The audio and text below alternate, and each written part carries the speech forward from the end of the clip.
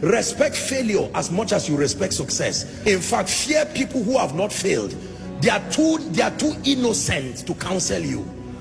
There is a requisite level of failure you must carry as a badge to balance your understanding in counseling people. Believe me, anybody who comes to you with 100 over 100 is still a child in the school of success. There is a requisite scar that gives you a balanced perspective. Have you failed enough to be able to talk to me? Don't tell me all the stories. I just prayed and the person was healed. I just spoke and they gave me an auditorium. You are not the person to counsel me. I respect you. Carry your results until you learn the other side of life. My goodness, there are people that have failed enough and they can talk to you. When they talk to you, they utter from their pain. Their pain has been turned to wisdom. Every sentence is a life lesson. A woman who tells you, I have been barren for 10 years. Now God gave me 3 sets of twins. Forget the twins and learn wisdom. Don't just respect crowns, respect scars. The wise respect both scars and crowns. Can I encourage someone? Your failure is still an asset. Don't throw it, archive it. It will be one of the qualifiers for your speaking to people tomorrow. Apostle, I have cried, I have failed in life. I know what it means to be an irresponsible father. Don't throw that experience, archive it. One day you will use from that wisdom and mentor an arrogant young man who thinks life is so easy.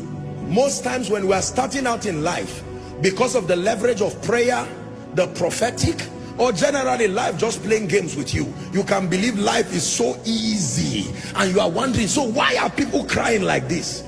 I just got married and 3 months it's been so rosy. In fact, my wife is the best thing that has happened to me. And you go online and embarrass yourself. And someone who has been married for 15 years, he said, may God help you.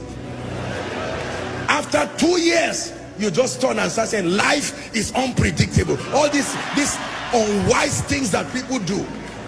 Do not just respect those who have succeeded alone. Respect those who have failed. Not everybody fails. Respect those who have failed.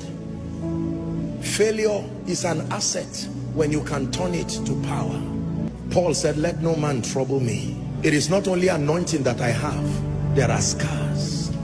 Gentlemen, don't just look for those who live in mansions.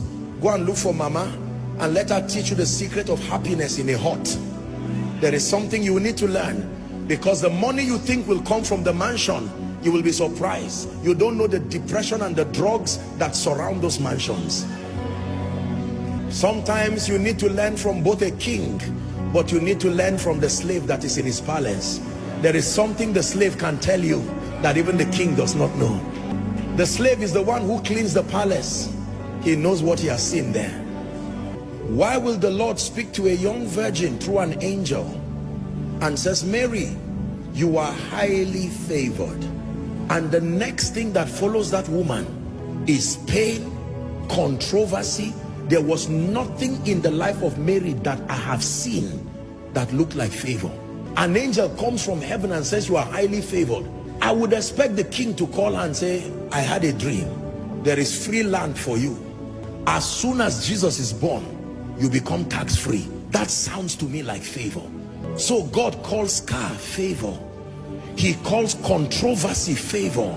He calls pain favor. Why would you say a woman is high? God is speaking to someone.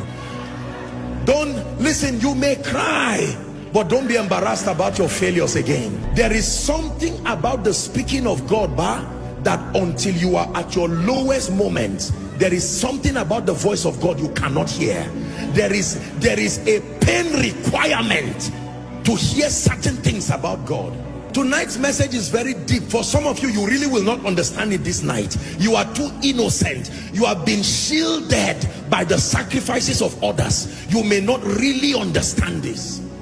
There is a pain requirement that brings out the clarity and the purity of the voice of God. There is a way a man of God fails and fails and fails in ministry, that he goes back and he says, Lord, teach me. When he writes a book about the leadership of the Spirit, read it. That pain has purified any flesh and the need to make a name. It's gone. That is the reason why when people go through things and they come out of it, they usually come out with an anointing. Barren for 16 years, laughed at by people. As she gets triplets, it's not only children she got. The day she speaks over you, she will terminate barrenness in a moment, because every time she sees you like the high priest, she's touched with the feelings of your infirmity. Let me tell you the truth. You see, many of you see today that I pray for people and I'm just speaking and you see the power of God. It's not only prayer and anointing, no. There is a pain requirement that has reached down to the bowels of power and has drawn genuine, authentic spiritual power.